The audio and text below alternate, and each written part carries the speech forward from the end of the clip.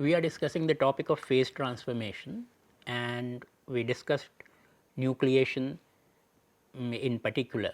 There are two kinds of nucleation, homogeneous and heterogeneous nucleation. I did not mention this before, but let us discuss this.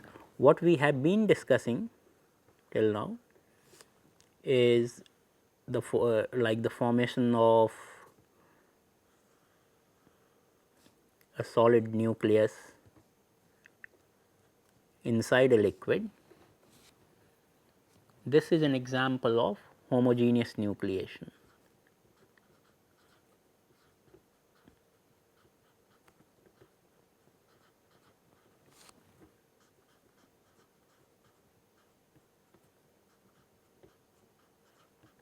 We did not use this adjective before, we were simply calling it nucleation, but this is an example of homogeneous nucleation, which essentially means a nucleation unaided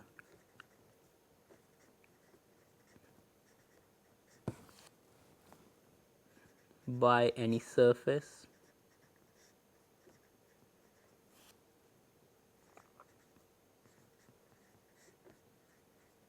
or defects. We took this up because it is mathematically simpler to analyze. However, in reality this is a quite unlikely situation. A more likely situation for nucleation to happen, particularly in the case of freezing, is that nucleation will happen at the container wall. So, the solid may form at the wall of the container. This kind of nucleation is called heterogeneous nucleation.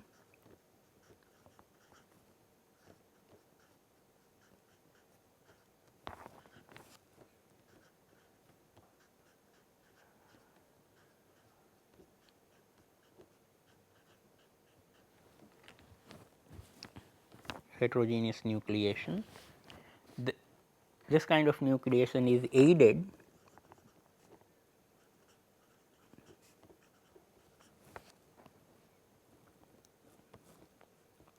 by some surface, for example, like in this example container wall,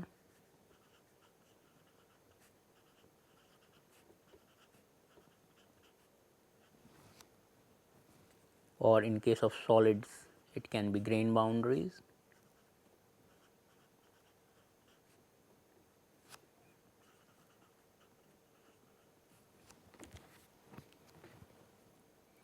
Or it can be other defects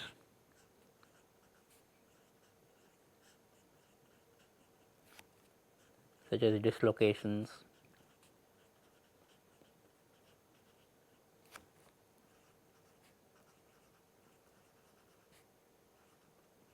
or vacancies. So, this kind of nucleation is called heterogeneous nucleation, and it is a more common kind of nucleation. Mostly, for example, in this situation itself, you can see in case of solidification, it is quite likely that nucleus will form at the container wall rather than totally inside the liquid. So, homogeneous nucleation is a nice simple situation, easy to analyze mathematically, and in a study in laboratory situations can be created such that we have homogeneous nucleation, but most practical nucleation situations are heterogeneous nucleation. So, let us look at heterogeneous nucleation in little bit detail. Just like we analyzed homogeneous nucleation in terms of energy, let us do a similar analysis for heterogeneous nucleation.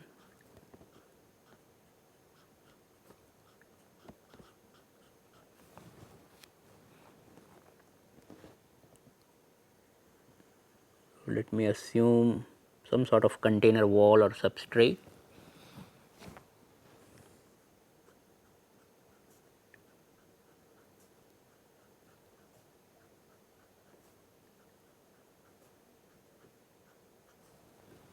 over which there is some phase alpha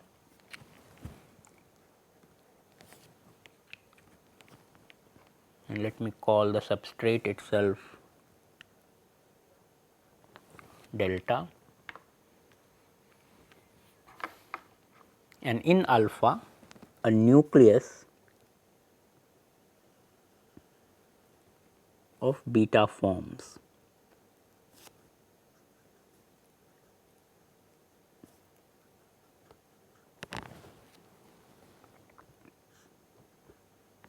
Alpha is transforming in beta on this surface of delta.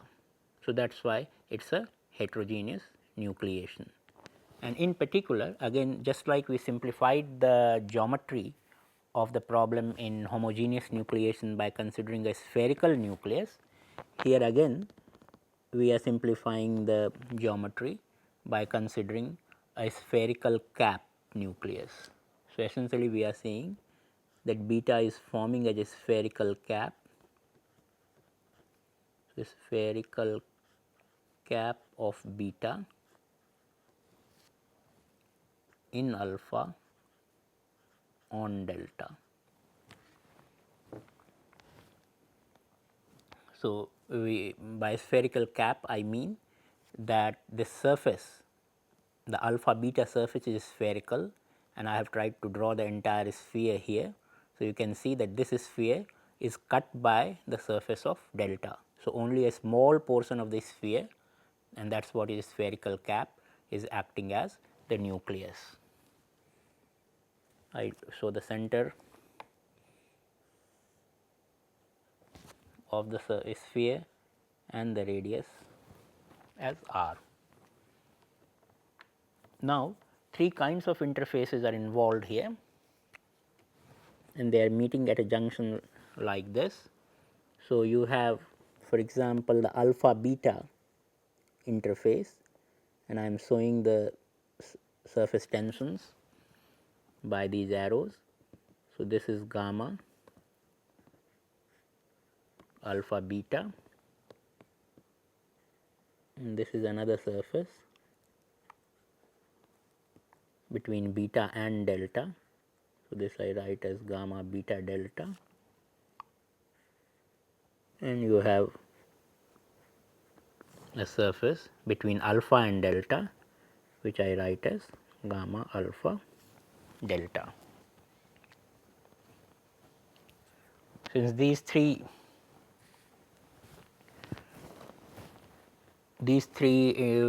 surface tensions are locally in balance at this point, we can write an equilibrium condition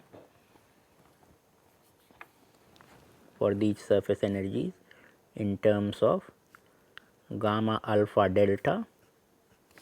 If I take the horizontal component, then gamma alpha delta will be equal to gamma beta delta plus gamma alpha beta cos theta, where theta is this angle here, also known as the contact angle.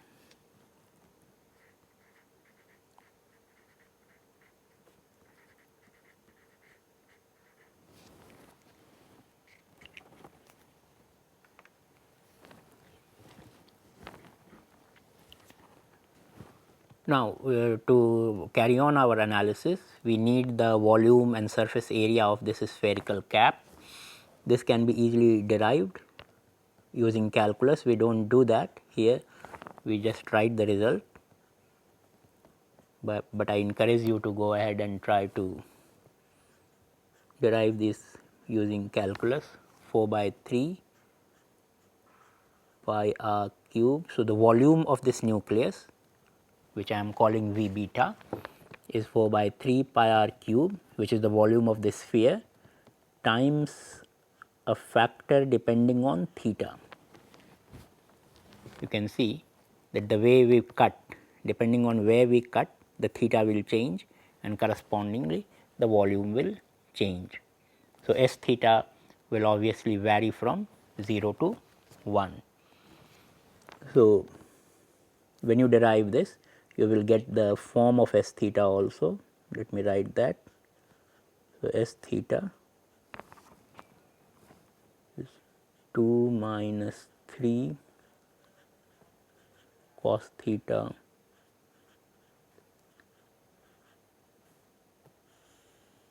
plus cos cube theta by 4. This function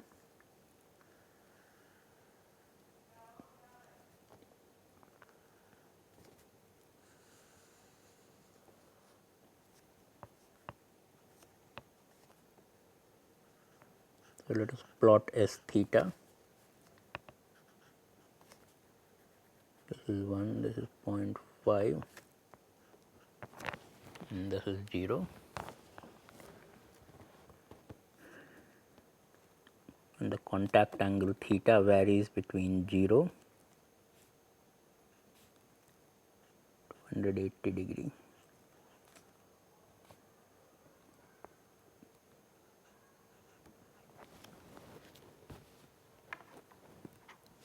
So, if you look at this function, it will be 0 at theta is equal to 0, it will be 0.5 at theta is equal to 90 degree, and it will be 1 at theta is equal to 1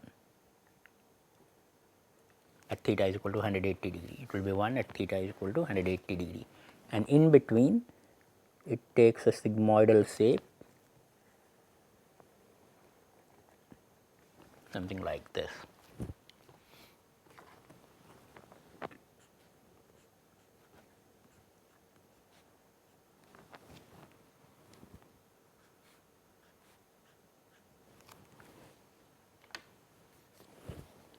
So, volume of the spherical cap depending upon the contact angle can be any fraction of the volume of the full sphere, and that fraction is given by this S theta, which depends upon the contact angle in this way. We also require the surface area of the spherical cap. So, that is the interface between alpha and beta. So, that area I call A alpha beta, and that can be shown to be 4 pi r square 1 minus cos theta by 2. And similarly, I require the area between beta and delta, that is the base, circular base on which the spherical cap is sitting. So, that circular base on which the spherical cap is sitting, A beta delta,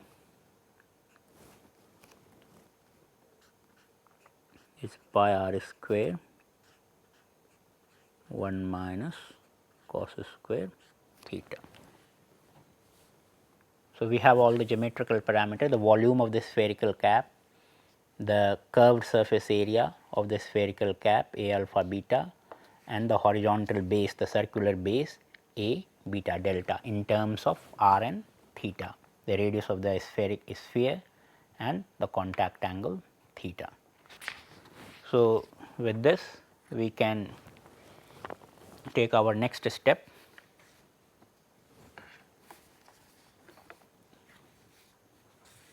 of developing the energetics. So, recall that we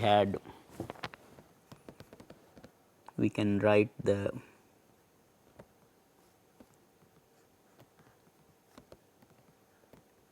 energy of formation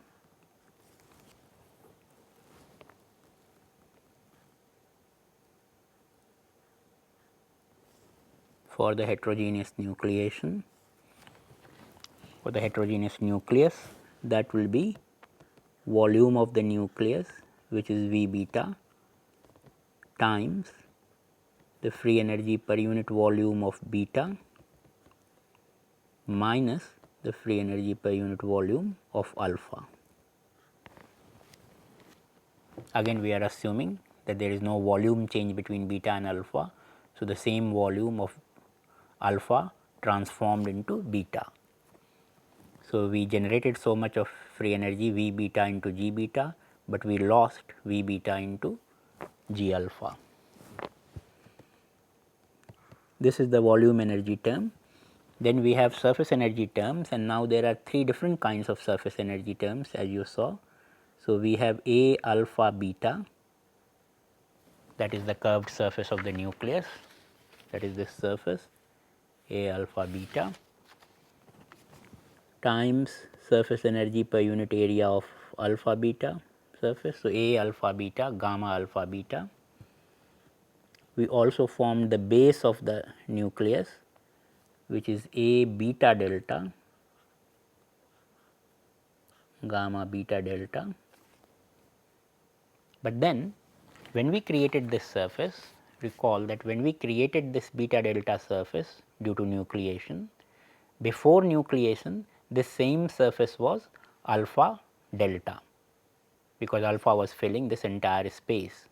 So, the amount of area which we created for beta delta, same amount of area was removed from alpha delta. So, let me not write this as alpha delta, let me keep writing this as beta delta only, because the area is the same, but the surface energy is alpha delta. So, this is an important. So, recall that in homogeneous nucleation the volume energy was the driving force. So, here also volume energy is the driving force.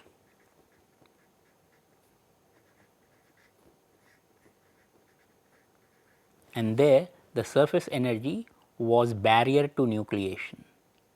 Here also surface energy is barrier to nucleation, but one surface term, since it is getting deleted, since it is being removed, this surface term also acts like a driving force.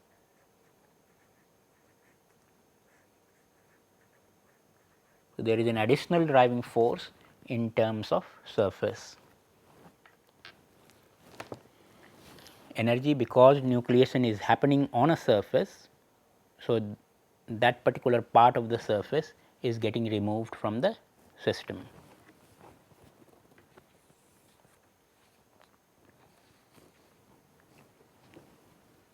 So, this is the energy expression, and if you recall, we have all these terms V beta, A alpha beta and A beta delta in terms of r and theta. So, we can express that. So, this is a function of r and theta.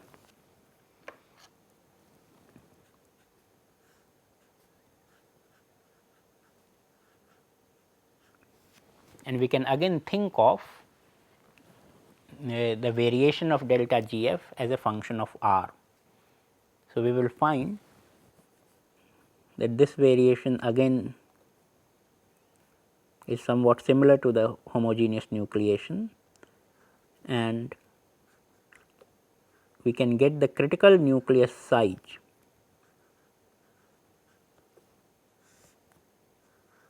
by a similar condition that delta Gf heterogeneous by del r is equal to 0.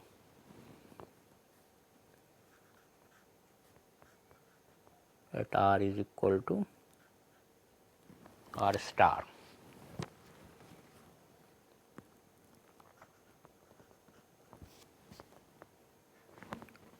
So, when you express all these as a function of r theta by substituting those expressions which we derived in the previous slide. So, and then differentiate, you can find the critical radius for heterogeneous nucleation. And rather interestingly, when you will do this algebra, I am not doing it here, leaving this as an exercise for you, but you can do that and convince yourself that this r star heterogeneous, at which this differential coefficient is 0, turns out to be minus 2 gamma alpha beta by delta G V. Delta G V is again this term here, G beta minus G alpha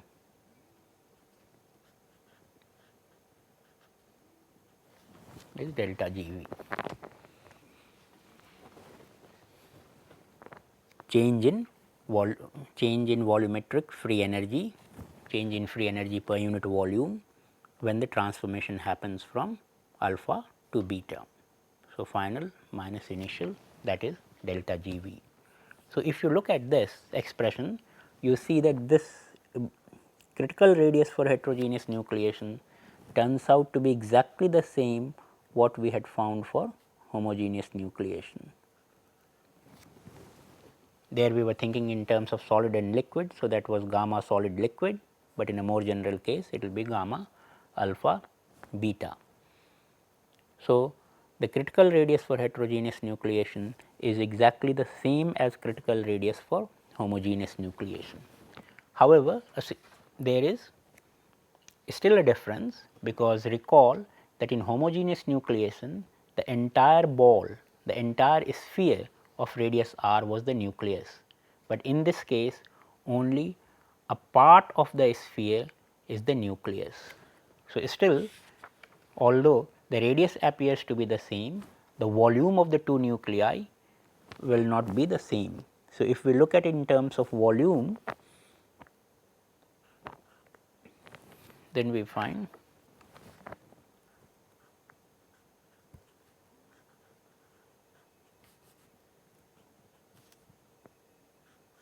the volume for heterogeneous nucleation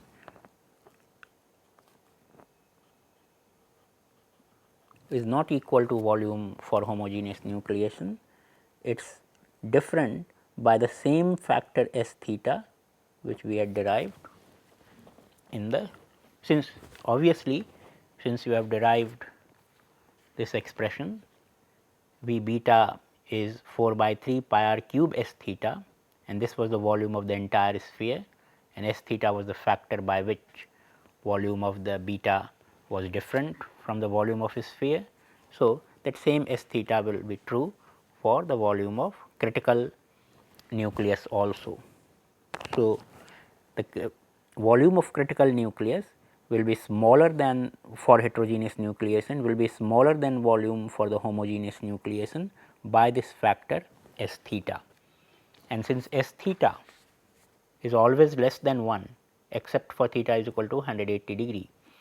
So, depending, and theta is the contact angle.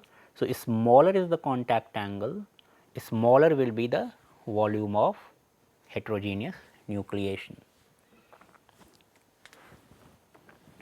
And you can see the point that for nucleation we have to assemble so many atoms in the form of a new phase, and that is the initial difficulty of nucleation. So, smaller is the volume or smaller is the number of atoms which we have to assemble, easier will be the nucleation process. So, if S theta is much small, if the contact angle is small, S theta will be small, and then the volume of heterogeneous nucleus will be correspondingly smaller than the volume for homogeneous nucleation, and thus heterogeneous nucleation will be easier.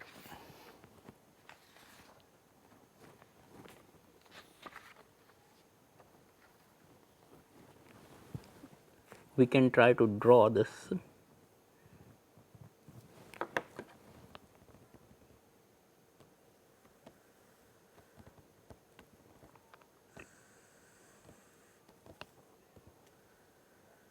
Recall that in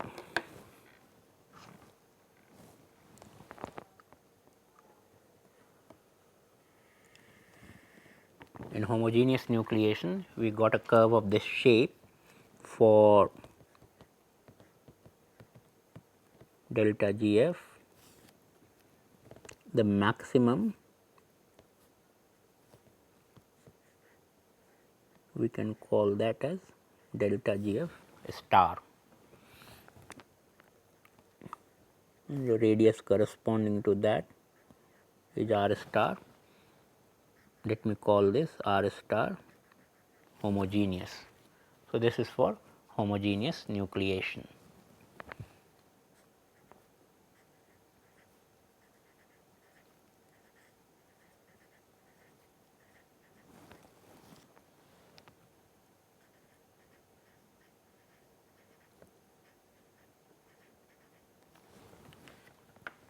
if I superimpose the curve for heterogeneous nucleation in the same, we found that R star is the same. So, for heterogeneous nucleation also we will get the maximum at the same value.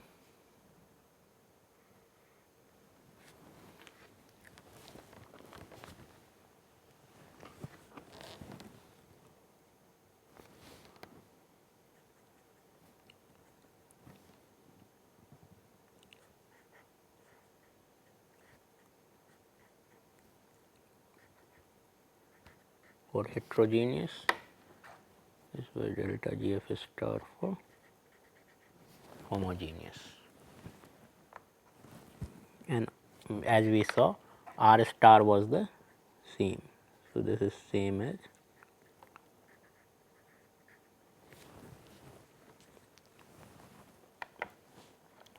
so you can think of this energy. Initially the energy of the system has to increase. So, this is a kind of energy barrier for the nucleation, and this energy barrier for nucleation also will be lower for heterogeneous nucleation than for the homogeneous nucleation, and if you derive the expressions for these, this will turn out to be again smaller by the same factor S theta which we have been using for the volume. So, delta GF star for heterogeneous is delta GF star for homogeneous times the same factor S theta,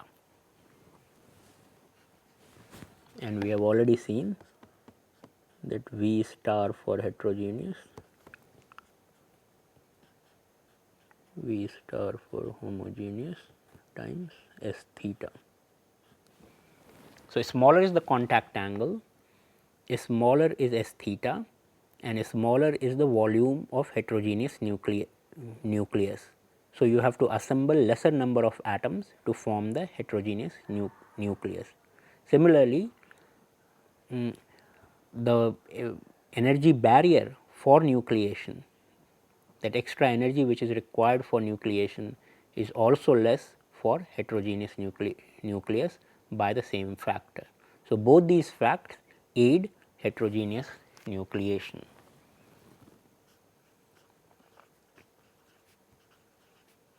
So, heterogeneous nucleation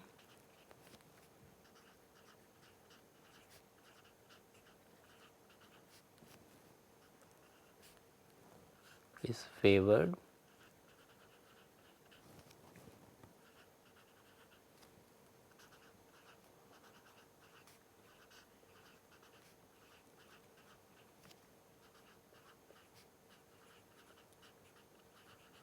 nucleation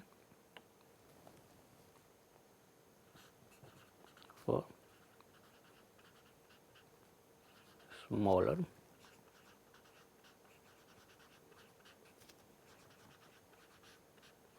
contact angles theta. So, smaller is theta. As theta decreases, both V star heterogeneous and delta G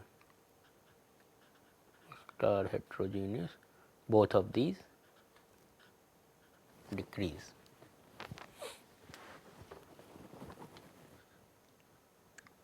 This is what in physical term, smaller is theta, we say that better is the wetting. So, if the nucleus wets the substrate or the wall on which it is forming, then heterogeneous nucleation will be favored.